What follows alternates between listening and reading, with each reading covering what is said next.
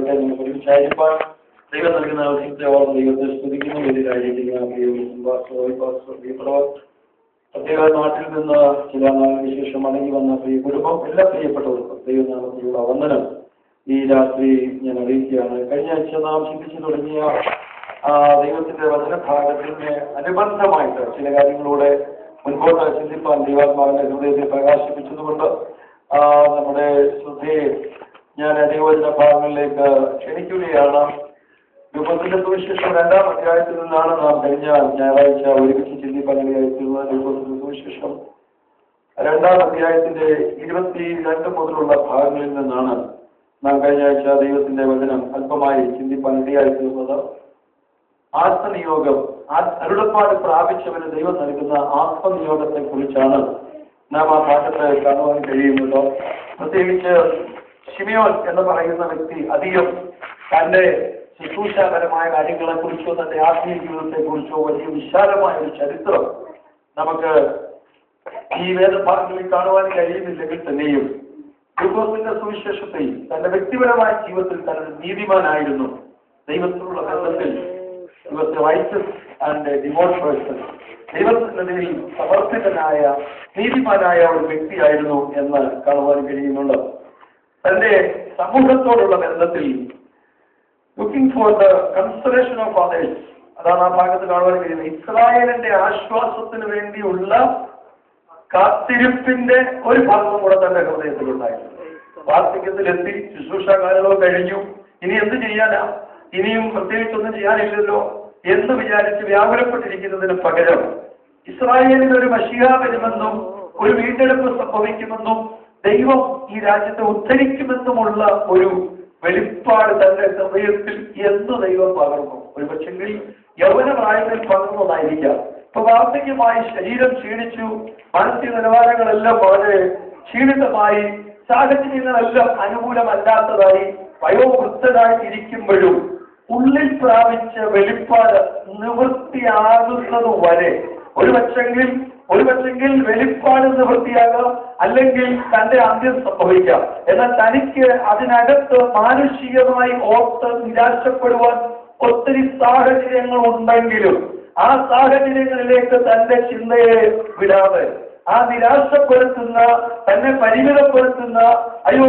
എന്റെ അവസ്ഥ ഇങ്ങനെയാണല്ലോ, ഞാൻ വയോവൃദ്ധനായല്ലോ, ഇനി എന്നെ കൊണ്ട് എന്ത് ചെയ്യാനാ എന്ന് വിചാരിച്ച് വ്യാകുലപ്പെടുന്നതിന് പകരം സ്തോത്രം, ഇനിയും നടക്കേണ്ട, ഇനിയും വെളിപ്പെടേണ്ട ദൈവപ്രവൃത്തികളെ കുറിച്ച് ഓർത്ത് മനസ്സിനെ ഉന്മേഷത്തോടെ നിർത്താൻ താൻ ശ്രമിച്ചപ്പോൾ ഞാൻ വിശ്വസിക്കുന്നു അതിനകത്തു നിന്നൊരു ജീവൻ തന്റെ ശരീരത്തിലേക്ക് വ്യാപരിക്കുവാനിടയായിട്ടുണ്ടോ. രാത്രി ഞാൻ രാഷ്ട്രീയ ബന്ധം നിങ്ങളോട് പറഞ്ഞു മുൻപോട്ട് പോകട്ടെ. ഹൃദയാന്തർഭാഗത്ത് ദൈവം എന്തെങ്കിലും വെളിപ്പാടോ പ്രകാശനമോ ദേശത്തെ കുറിച്ചോ വ്യക്തിപരമായ ജീവിതത്തെ കുറിച്ചോ കുടുംബത്തെ കുറിച്ചോ സഭയെ കുറിച്ചോ ദൈവം തന്നിട്ടുണ്ടെങ്കിൽ അതിന്റെ മേൽ പൊരുന്നയിരുന്ന് അതിനെ ഫലപ്രാപ്തിയിലേക്ക് കൊണ്ടുവരുന്നതിന് വേണ്ടി ഹൃദയാന്തർഭാഗത്ത് അതിനെ താലോലിച്ച് ഒരു ദൈവപ്രവൃത്തി എപ്പോൾ വെളിപ്പെടും, ഒരു വിടുതൽ എപ്പോൾ ഉണ്ടാകും, ഒരു വീണ്ടെടുപ്പ് എപ്പോൾ കൽപ്പിക്കപ്പെടും, ഈ അടിമത്വപരമായ സാഹചര്യങ്ങളിൽ നിന്ന് മോശം ഇങ്ങനെ പറഞ്ഞിട്ട് പോയി എന്നെ പോലൊരു പ്രവാചകനെ ദൈവം നിങ്ങളെ എഴുന്നേൽപ്പിക്കും. അവിടെ മുതലേ ഇങ്ങനെ കേൾക്കുക. അവിടുന്ന് അല്ല, അതിന് പുറകിൽ ഉൽപ്പത്തി പുസ്തകത്തിൽ തന്നെ സ്ത്രീയുടെ സന്തതി ശപ്പത്തിന്റെ തലയെ തകർക്കും എന്ന് പറഞ്ഞു തുടങ്ങിയ ദൈവപ്രവൃത്തിയുടെ വീണ്ടെടുപ്പിന്റെ വെളിപ്പാടിനെ ഹൃദയാന്തർഭാഗത്ത് തലമുറകൾ കൈമാറി മുൻപോട്ട് വന്നപ്പോൾ ശിമിയോൻ തന്റെ തലമുറയിൽ സാഹചര്യങ്ങൾക്ക് അതീതമായി ദൈവത്തിന്റെ വെളിപ്പാടിനായി കാത്തിരിക്കുന്ന ഒരു മനുഷ്യനായിരുന്നു. ഇന്ന് രാത്രി ഞാൻ പറയാൻ വന്ന കാര്യം പറയട്ടെ, പറഞ്ഞ വേഗത്തിൽ മുമ്പോട്ട് പോകട്ടെ. ദൈവിക വെളിപ്പാടുള്ളിൽ പ്രാപിച്ചവർ അല്ലെങ്കിൽ ശുഭാപ്തി വിശ്വാസത്തോടെ കാത്തിരിക്കണം. ഒരു മരുത്ത് വെളിപ്പെടുന്ന സമയമുണ്ട്, ഒരു ദൈവപ്രവൃത്തി വെളിപ്പെടുന്ന സമയമുണ്ട്. രാവിലൂടെ ഇങ്ങനെ പ്രാർത്ഥനയിലും ഇവിടെ ഒക്കെ പറയുന്ന ഒരു വാചകം ആവർത്തിച്ച് കേട്ടു, ഒരു ദൈവപ്രവൃത്തി വെളിപ്പെടുവാൻ. ദൈവപ്രവൃത്തി ഹല്ലേലൂയ സ്തോത്രം. ദൈവം തന്റെ മഹത്വത്തോടെ എഴുന്നള്ളി, ഹല്ലേലൂയ സ്തോത്രം, ഹല്ലേലൂയ സ്തോത്രം, ഹല്ലേലൂയ തന്റെ ഹൃദയത്തിലെ ആഗ്രഹങ്ങൾ ഭൂമിയിൽ നിവർത്തിക്കുന്നതാ ദൈവത്തിന്റെ പ്രവൃത്തി. ഹല്ലേലൂയ. അതെപ്പോഴാ എങ്ങനെയാ നമുക്ക് അറിയാനൊക്കത്തില്ല. എന്നാൽ കാത്തിരിക്കുന്ന ദൈവമക്കൾക്ക് ഒരു മറുപടിയുണ്ട്. പ്രതീക്ഷയോടെ കാത്തിരിക്കുന്ന ദൈവമക്കൾക്ക് തീർച്ചയായിട്ടും ഒരു മറുപടിയുണ്ട്. ഹൃദയത്തിനകത്ത് ഇസ്രായേലിന്റെ ആശ്വാസത്തിനെ കുറിച്ച് ഒരു ചിന്ത പലപ്പോഴും സൂക്ഷിക്കുന്നത് കാണാൻ കഴിയുന്നു. അത് മാത്രമല്ല, അദ്ദേഹത്തിന്റെ ആത്മീക ജീവിതത്തിൽ സ്തോത്രം പരിശുദ്ധാത്മാവ് അതുവരെ നിരന്തരമായി ഭൂമിയിൽ പാർക്കാൻ ഇറങ്ങി വന്നിട്ടില്ല. യേശുക്രിസ്തുവിന്റെ സ്വർഗ്ഗാരോഹണത്തിന് ശേഷമാണ് പരിശുദ്ധാത്മാവ് നിരന്തരമായി ഭൂമിയിൽ പാർക്കാൻ വന്നത് നമുക്കറിയാവുന്ന കാര്യം. പഴയ നിയമകാലത്ത് ദൈവത്തിന് ഇഷ്ടമുള്ള വ്യക്തികളെ കൊണ്ട് ചില കാര്യങ്ങൾ ചെയ്യിപ്പിക്കേണ്ടതിന് അതാത് സമയങ്ങളിൽ പരിശുദ്ധാത്മാവ് ഇറങ്ങി വരികയും തിരികെ പോവുകയും ചെയ്യുന്ന പ്രവണതയായിരുന്നു പഴയ നിയമകാലത്തുണ്ടായിരുന്നത്. എന്നാൽ എനിക്ക് വളരെ സന്തോഷം തോന്നിയത് ശിമയോനെ കുറിച്ച് എഴുതിയിരിക്കുമ്പോൾ വേദപുസ്തകത്തിൽ എഴുതിയിരിക്കുന്നു, യഹോവയുടെ ആത്മാവ് അവന്റെ മേൽ ഉണ്ടായിരുന്നു. അപ്പൊ എനിക്കൊരു കാര്യം മനസ്സിലായി, സ്വർഗീയ പ്രോഗ്രാമിനകത്ത് അതുവരെയുള്ള സിറ്റുവേഷൻ സിമയോൻ ജീവിക്കുന്ന കാലഘട്ടം വരെ ആ സമയം വരെ, അല്ലെങ്കിൽ കർത്താവിന്റെ ക്രൂശീകരണം വരെ, കർത്താവിന്റെ ഉയർത്തെഴുന്നേൽപ്പ് വരെ, സഭ സ്ഥാപിക്കപ്പെടുന്നത് വരെ പരിശുദ്ധാത്മാവ് വരികയും പോവുകയും ചെയ്യുകയാണോ നിരന്തരമായി ആവർത്തിക്കുന്ന ഒരു പ്രവണത ഇല്ലെങ്കിലും, അങ്ങനെ ഒരു പ്രവണത ദൈവത്തിന്റെ പദ്ധതിക്കകത്ത് അപ്പോൾ ഇല്ലെങ്കിലും ദൈവഹിതത്തിനു വേണ്ടി ഏൽപ്പിച്ചു കൊടുക്കുന്ന, ദൈവമഹത്വത്തിനു വേണ്ടി ആഗ്രഹിക്കുന്ന, ദൈവജനത്തിന്റെ വിടുതലിന് വേണ്ടി കാക്ഷിക്കുന്ന, ദൈവപ്രവൃത്തി കാണുവാൻ ആവലോടെ ഹൃദയത്തെ സൂക്ഷിക്കുന്ന ഒരു വ്യക്തിയുടെ മേൽ ദൈവത്തിന്റെ പ്രോഗ്രാമിനേക്കാൾ എല്ലാവരെ കുറിച്ചുമുള്ള ദൈവിക പദ്ധതിക്കപ്പുറമായി അങ്ങനെ കാത്തിരിക്കുന്ന ഒരു വ്യക്തിയുടെ മേൽ നിരന്തരം ആവാസം ചെയ്ത് അവരുടെ ജീവിത വഴികളെ മുൻപോട്ട് കൊണ്ടുപോകുവാൻ ദൈവ ആ വ്യക്തിക്ക് വേണ്ടി ഒരു പദ്ധതിയുള്ള കാണാൻ കഴിയും. ലോകയുടെ കാലഘട്ടം നമ്മൾ നോക്കുമ്പോൾ എല്ലാവരും അനീതി കൊണ്ടും ലോകം മുഴുവൻ മേഖല കൊണ്ടും ജഡത്തിന്റെ പ്രവൃത്തികൾ കൊണ്ട് ദൈവത്തിന് ഭൂമിയിലോട്ടും നോക്കുവാൻ പോലും കഴിയാത്ത വിധത്തിൽ തിന്മ നിറഞ്ഞിരിക്കുമ്പോൾ നമ്മളെ നോക്കുകയാണെങ്കിൽ ഈ തിന്മയുടെ കൂമ്പാരം കാണുമ്പോൾ അതിൻ്റെ ഇടയ്ക്ക് ഒരു നന്മ നമ്മൾ കാണത്തില്ല. അത് മനുഷ്യ സഹജമാണ്. എന്നാൽ ദൈവത്തിന്റെ കണ്ണുകളെ ഓർത്ത് ഞാൻ ദൈവത്തെ സ്തുതിക്കുക. ഭൂമി മുഴുവൻ തിന്മ കൊണ്ട് നിറഞ്ഞു. മനുഷ്യനെ കുറിച്ച് ദൈവം അനുഭവിച്ചു എന്നാണ് മനുഷ്യനെ സൃഷ്ടിച്ചവരെ കുറിച്ച് ദൈവം അനുഭവിച്ചു എന്നാണ് വേദോസ്തത്തിൽ കാണുന്നത്. അങ്ങനെ ദൈവം പോലും അനുഭവിക്കത്തക്കവണ്ണമുള്ള പരിതാപകരമായ ഒരു അവസ്ഥയിലേക്ക് ലോകത്തിന്റെ ഗതി, ഭൂമിയുടെ ഗതി മാറിയപ്പോഴും അതിനകത്ത് തന്നെത്താൻ സൂക്ഷിച്ച്, നീതി സൂക്ഷിച്ച്, നിഷ്കളങ്കത സൂക്ഷിച്ച് ദൈവഹിതം ഭൂമിയിൽ നിവർത്തിക്കപ്പെടാൻ ഇനി എന്തെങ്കിലും ഒരു കൊണിച്ചമെങ്കിലും സാധ്യത ഉണ്ടെങ്കിൽ അത് എന്തിലൂടെ വെളിപ്പെടട്ടെ എന്ന് പ്രാർത്ഥനയോടെ കാത്തിരുന്ന നോഹയിലൂടെ അടുത്ത ഒരു ദൈവപ്രവർത്തനയെ വെളിപ്പെടുത്തിയെങ്കിൽ ഇന്ന് രാത്രി പറയട്ടെ, ശിബിയോനിലൂടെ ദൈവത്തിന്റെ മഹത്വം, ഹല്ലേലൂയ സ്തോത്രം, ഹല്ലേലൂയ ഇസ്രായേൽ, ഹല്ലേലൂയ സ്തോത്രം, ദേവാലയ ദേവാലയത്തിനകത്ത് മഹത്വത്തെ കുറിച്ചുള്ള ആദ്യത്തെ വെളിപ്പാട് വിളിച്ചു പറയാൻ ദൈവം എഴുന്നേൽപ്പിച്ചത് ചുമന്നുകൊണ്ട് അവശേഷിക്കുന്ന ഒരു വ്യക്തിയല്ല, അകത്തളങ്ങളിൽ ദൈവിക വെളിപ്പാട് ചേർത്തിച്ച വയോവൃദ്ധനായ മനുഷ്യനെ കൊണ്ട് ദൈവാലയത്തിൽ പ്രഖ്യാപനം കൽപ്പിച്ചു. ഇവിടെ മഹത്വം വെളിപ്പെടുക, ജാതികൾക്കുള്ള രക്തം വെളിപ്പെടുക, അന്ധകാരം മാറാൻ പോവുക, ലോകയുടെ മഹത്വം വെളിപ്പെടാൻ പോവുക. ഇന്ന് രാത്രി അവരോട് കാത്തിരിക്കുന്ന ദൈവത്തിന്റെ വഴിയെ അതീതമായി വിശ്വസിക്ക്. ആത്മനിയോഗം ചലിച്ചു തുടങ്ങുമ്പോൾ വെളിപ്പെടുന്ന ഒരു ദൈവസാന്നിധ്യം, ഒരു വലിയ ദൈവമയും ഈ ദിവസങ്ങളിൽ നാം അനുഭവിക്കുമെന്ന് കാഴ്ചപ്പാടുള്ള ദൈവമക്കൾക്കായി ഞാനിപ്പോൾ രാത്രി ദൈവത്തെ സ്തുതിക്കുകയാണ്.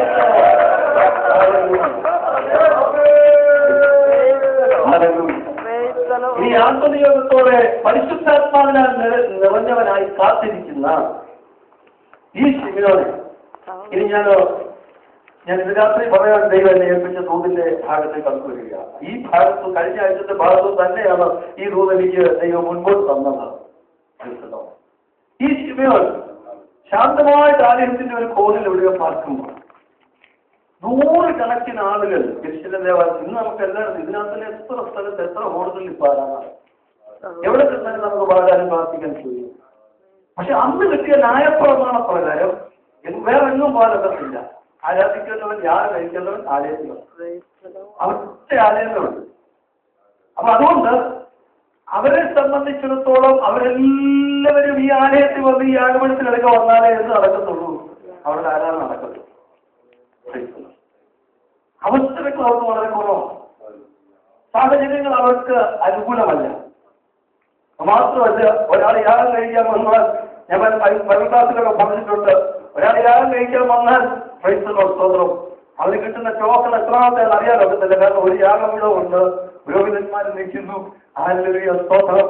ദൂരേന്ന് യാത്ര ചെയ്തായിരിക്കും വരുമ്പോൾ തനിക്ക് മുമ്പിൽ ചിലപ്പോൾ 200, 300, 500 പേര് നിൽക്കുന്ന ക്യൂവിലായിരിക്കും ഇവർ എന്ത് ചെയ്യുന്നത്, യാഗം കഴിക്കാൻ നിൽക്കുന്നത്. വളരെ കാത്തിരുന്ന് ക്ഷമയോടെ നിന്ന് കാര്യങ്ങൾ കഴിഞ്ഞ് മുന്നോട്ട് പോകാനൊക്കെ. അപ്പൊ ചുരുക്കം പറഞ്ഞാൽ ആലയത്തിന്റെ അന്നേരത്തെ അസാഹചര്യം എന്ന് പറഞ്ഞാൽ വളരെ തിരക്കുള്ള, യാഗം കഴിച്ചിട്ട് പോകാൻ ആൾക്കാർ വിഭ്രാന്തി കൂട്ടുന്ന ആ സാഹചര്യത്തിന്റെ നടുവിൽ സമൂഹത്തിൽ ഉയർന്ന നിലവാരത്തിലുള്ളവരൊക്കെ കാളുകളെ കൊണ്ടുവന്ന് യാഗം കഴിക്കും. ഇനി ഒരുപാട് ഇടത്തരത്തിൽ ജീവിക്കുന്നവരൊക്കെ ആളുകളെ കൊണ്ടുവന്ന് യാഗം കഴിക്കും. അതിനും നിവൃത്തിയില്ലാത്തതൊക്കെ ചെയ്യും ഒരു പ്രാവിനെയോ കുറുപ്രാവിനെയൊക്കെ. അങ്ങനെ ഏറ്റവും ലീസ്റ്റ് ലെവലിലുള്ള ഒരു കുടുംബമായിട്ട് വരുന്നത് യേശുവിനെ കൊണ്ട് വരുന്നത്. വേദപുസ്തകത്തിൽ വ്യക്തമായിട്ട് ലൂക്കോസ് അത് മറന്നുപോലെ രേഖപ്പെടുത്തി, പ്രാവിനെ യാഗം കഴിക്കാനാണ് യേശുവിന്റെ കുടുംബം വരുന്നത് എന്ന് പറഞ്ഞാൽ അതിന്റെ അർത്ഥം ഹൃദയത്തിൽ ആഗ്രഹമുള്ള ദൈവത്തെ പ്രസാദിപ്പിക്കണം, ന്യായപ്രമാണത്തിന്റെ കൃത്യമായ അനുഷ്ഠാനങ്ങൾ നിർവഹിക്കണമെന്ന് ആഗ്രഹമുള്ളപ്പോഴും അവരുടെ സാഹചര്യം വളരെ പരിമിതമായ സാഹചര്യം. എന്നാൽ സാഹചര്യം പരിമിതമാണല്ലോ എന്ന് വെച്ച് അവർ ആലയത്തിൽ വരാതിരുന്നില്ല. അല്ലെങ്കിൽ സ്തോത്രം, അല്ലെങ്കിൽ എപ്പോഴും സാഹചര്യം അനുകൂലമാകുമ്പോൾ മാത്രമല്ല ദൈവസ്ഥാനത്യം. ആർക്കു വേണ്ടിയാണ് ഞാൻ ജീവിതത്തിൽ മനസ്സിലാക്കിയ ഒരു യാഥാർത്ഥ്യം, ആർക്കു വേണ്ടിയാണ് ദൈവം പെട്ടെന്ന് ചാടി പുറപ്പെടുന്നതെന്ന് ഞാൻ ആ ജീവിതാനുഭവത്തിൽ കണ്ടിട്ടുള്ള പല മേഖലകളിലും മനസ്സിലാക്കിയത്, ആര് സാഹചര്യങ്ങൾ കണക്ക് കൂട്ടാതെ ദൈവത്തിന് വേണ്ടി, ദൈവാലയത്തിന് വേണ്ടി, ആത്മീയതയ്ക്ക് വേണ്ടി, പ്രാർത്ഥനയ്ക്ക് വേണ്ടി വളരെ ഉത്സാഹത്തോടെ തിടുക്കത്തോടെ നിൽക്കുമോ അവർക്ക് വേണ്ടി ഹല്ലേലൂയ 2 ചുവട് ഏറെ മുമ്പോട്ട് വെക്കാൻ ദൈവം ശക്തന, അവർക്ക് വേണ്ടി പ്രവർത്തിക്കാൻ ദൈവം ശക്തന, അവരെ കുറിച്ചുള്ള ദൈവിക പദ്ധതികൾ ആനുവിധ വ്യത്യാസം വരാതെ നിവർത്തിക്കാൻ ദൈവം ശക്തന. അനുഭവിച്ചിട്ടുള്ള ദൈവമക്കൾ ഒരു നിമിഷം ദൈവത്തെ ഒന്ന് പ്രതിഷേധിക്കുക.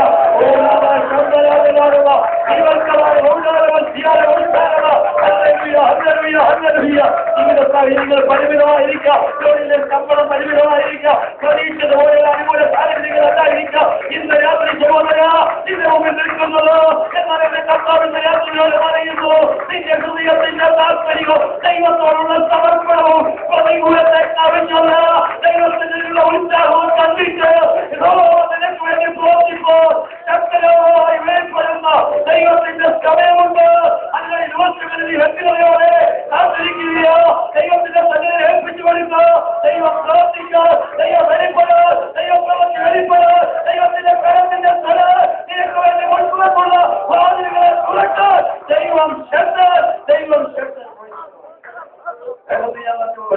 അപ്പോൾ മറിയയും ജോസഫും ഈ കുഞ്ഞിനെയും കൊണ്ട് വളരെ സാവകാശം ഈ തിരക്കിനിടയ്ക്ക് ഇത്രയും ആൾക്കാർ കാളുകളെയും കൊണ്ടും ആളുകളെയും കൊണ്ട് നിൽക്കുന്നവരുടെ ഇടയ്ക്ക് മറിയയും ജോസഫും ഈ കൈക്കുഞ്ഞുമായിട്ട്, അത് മാത്രമല്ല അവരുടെ ജീവിതത്തിൽ ഈ കുഞ്ഞിനെ കുറിച്ച് ആരെങ്കിലും ചോദിച്ചാൽ തന്നെ പുറത്ത് പറഞ്ഞില്ലെങ്കിലും ഉള്ളിന്റെ ഉള്ളിൽ വിഷമിപ്പിക്കുന്ന ഒരു ചരിത്രമാണ് പുറകെ കിടക്കുന്നത്.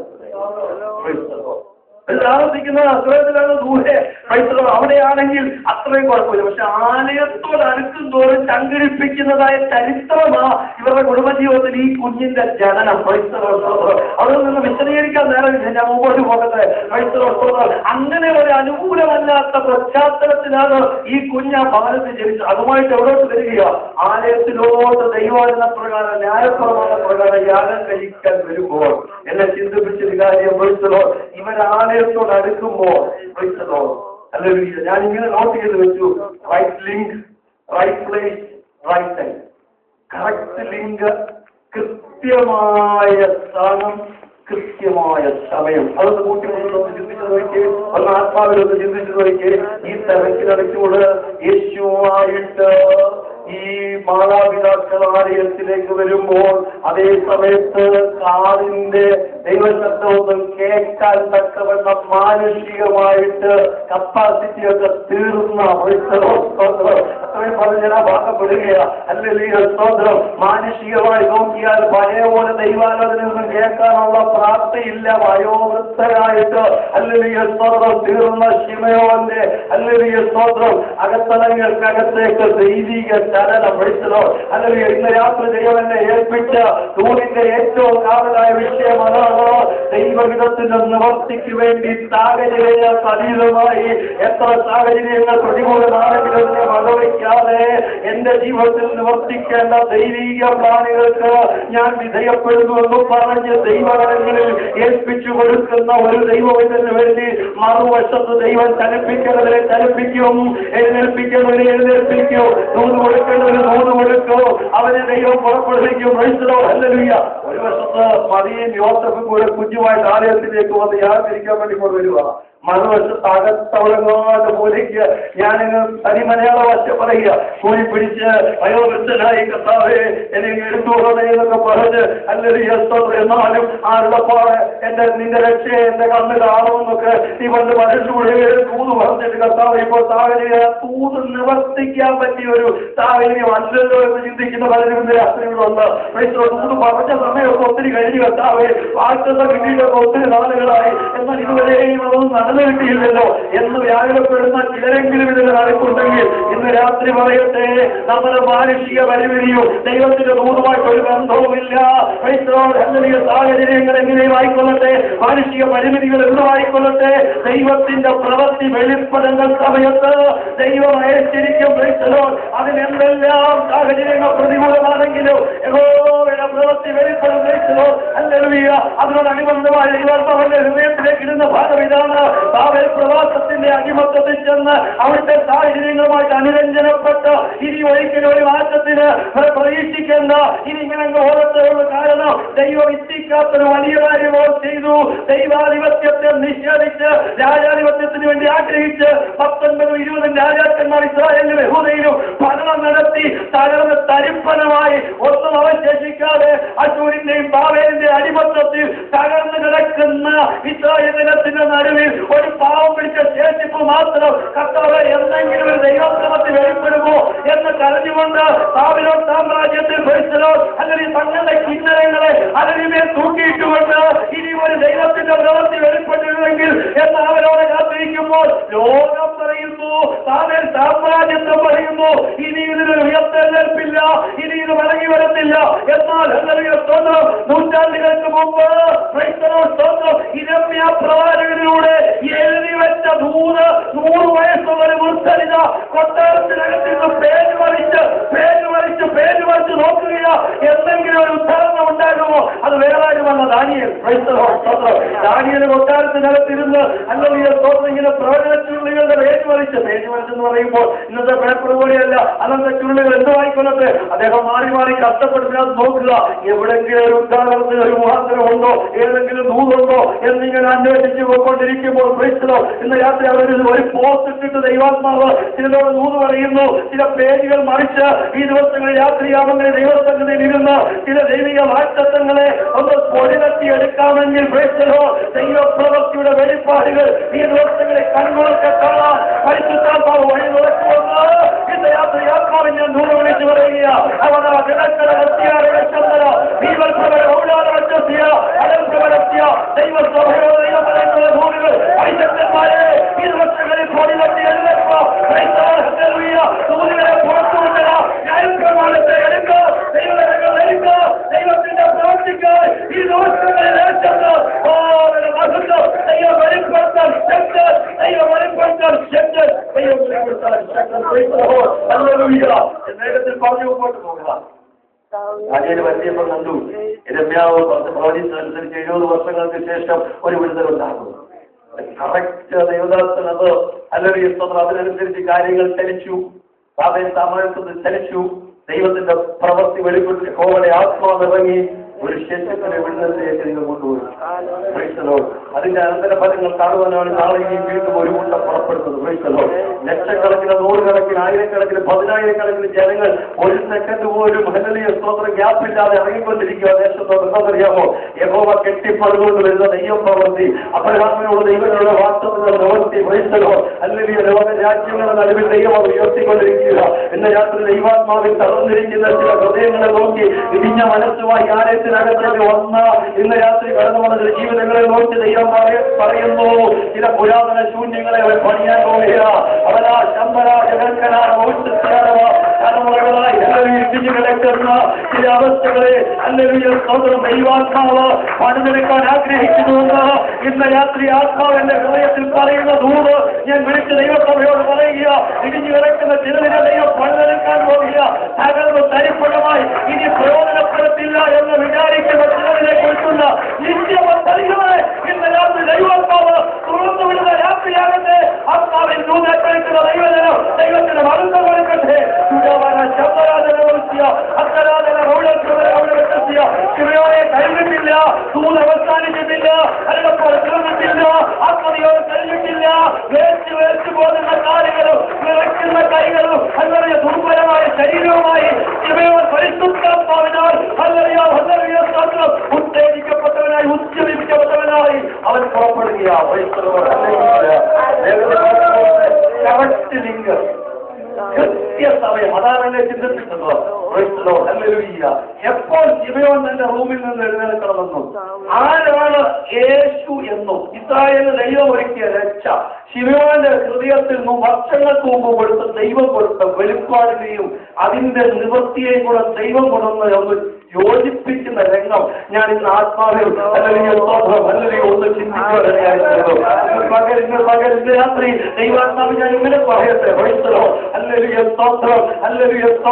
ചിലത് യോജിക്കപ്പെടേണ്ട ചിലതിനെ, കണക്ട് ചെയ്യേണ്ട ചിലതിനെ, ഒന്നിച്ച് ചേർക്കേണ്ട ചിലതിനെ സാഹചര്യം അനുകൂലമല്ലായിരിക്കാം, പ്രതിസന്ധികൾ രൂക്ഷമായിരിക്കാം, ദുർബലമായ ശാരീരിക, മാനസിക, ഭൗതിക സാഹചര്യങ്ങളായിരിക്കാം. എന്നാൽ ഇന്ന് രാത്രി പറയട്ടെ, അരുളപ്പാടുണ്ടോ ആത്മനിയോഗമുണ്ട്, അരുളപ്പാടുണ്ടോ ആത്മനിയോഗമുണ്ട്, അരുളപ്പാടുള്ളവന് ആത്മനിയോഗമുണ്ട്.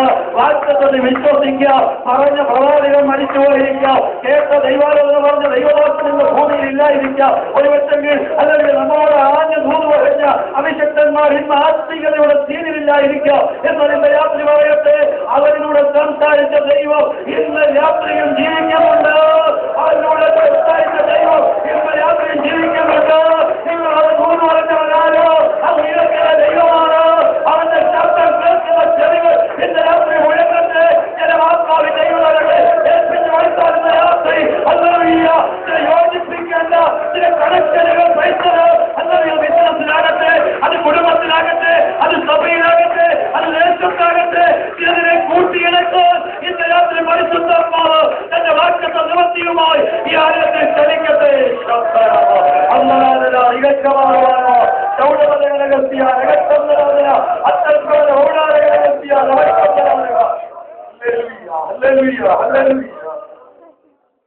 ശിമയോൻ ആത്മനിയോഗത്താൽ യേശുവിനെ ഏറ്റുവാങ്ങിയിട്ടോ. 32 വാക്യം 32 27 മുതലുള്ള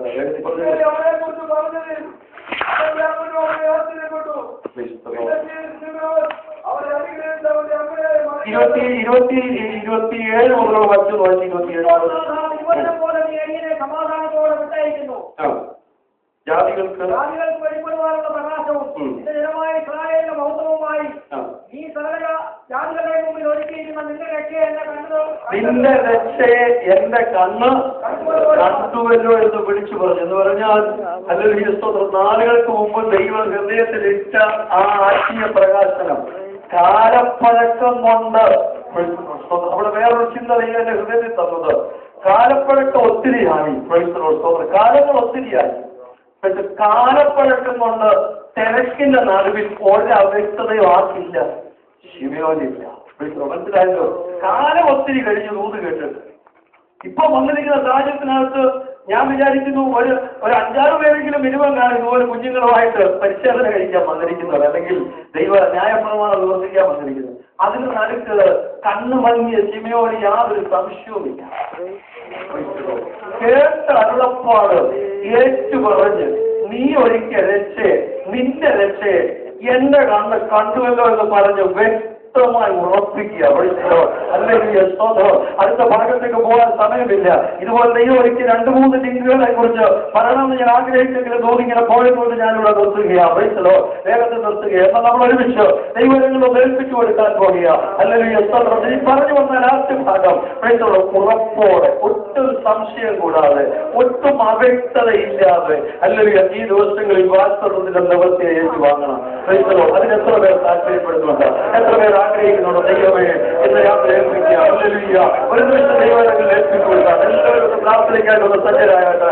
ദൈവങ്ങളിലേക്ക് ഏൽപ്പിച്ചു കൊടുക്കാതോ വചനം നമ്മുടെ ഉള്ളിൽ ഒരു പ്രവൃത്തി ചെയ്യുക. ദൈവാത്മാവിന്റെ രാത്രി എന്നോട് പറയുന്നു, അല്ലെങ്കിൽ ചില വാഴ്ചത്വ നിവൃത്തികളെ ദൈവം കൂട്ടിച്ചേർക്കുവാൻ പോവുക. അതിന് കൃത്യമായ രംഗം, കൃത്യമായ സ്ഥലം, കൃത്യമായ സമയത്ത് ദൈവം ചിലതിനെ കൂട്ടിച്ചേർക്കും. ഒരു പക്ഷെങ്കിൽ സാഹചര്യം അനുകൂലമാകണമെന്നില്ല. എന്നാൽ വാഴ്ചത്വത്തിന്റെ നിവൃത്തി അടുക്കുമ്പോൾ ഇസ്രായേലിനോടുള്ള അല്ലെങ്കിൽ സ്തോത്രം അല്ലെ അബ്രഹാമിന്റെ സന്തതിയോടുള്ള ദൈവത്തിന്റെ വാഴ്ചക്കാലം അടുത്തപ്പോൾ ജനം ഇസ്രായേലിൽ വർദ്ധിച്ചു പെരുകിയത് വായിക്കുന്നു. വാഴ്ചക്കാലം അടുക്കുമ്പോൾ ചില മാറ്റങ്ങൾ സംഭവിക്കും. വാഴ്ചക്കാലം അടുക്കുമ്പോൾ ചില പ്രതികൂലങ്ങൾ ഉണ്ടാകാം. വാഴ്ചക്കാലം അടുക്കുമ്പോൾ അല്ലെങ്കിൽ ചില വെല്ലുവിളിയെ ഉയർന്നു വരാം. വാഴ്ചക്കാലം അടുക്കുമ്പോൾ ചില ദുർബലതകൾ വെളിപ്പെടാം. എന്നാൽ ഭാരപ്പെടേണ്ട. അതിലേക്ക് അറിയുന്ന ഒരു ആത്മനിയോഗം, അതിലേക്ക് അറിയുന്ന ഒരു ദൈവസാന്നിധ്യം യേശുവിന്റെ നാമത്തിലോ എന്ന് യാത്രയുടെ വാഴ്ചത്തിന്റെ വീടുകൾ അല്ലെങ്കിൽ ഒഴുകി തുടങ്ങട്ടെ. അവരെ ശബ്ദത്തോടെത്തിയ ചില ഹൃദയങ്ങളെ ദൈവത്തിന്റെ ആത്മാവ് ഇന്ന് യാത്ര സമർപ്പിക്കട്ടെ. ചില ആത്മീയ ബന്ധങ്ങളെ ദൈവം വീണ്ടും കൂട്ടിയിടക്കട്ടെ. ചില ദൈവപ്രവർത്തന കാര്യങ്ങൾ വീണ്ടും കൊണ്ടുവരട്ടെ. ചില ദൈവഭക്ത പിന്നീടങ്ങൾ വീണ്ടും ചില സമയങ്ങൾ ദൈവത്തിന്റെ ആത്മാവ് തിരഞ്ഞെടുക്കട്ടെ.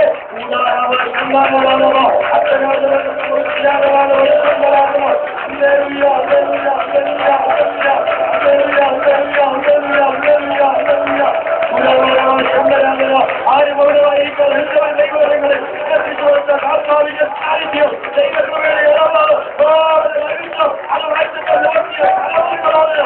അത് വായിച്ചിട്ട് വെളിപ്പെടുത്തട്ടെ. ദൈവ സാന്നിധ്യത്തിൽ വെളിപ്പെടുത്തട്ടെ. വെളിപ്പെടുത്തട്ടെ.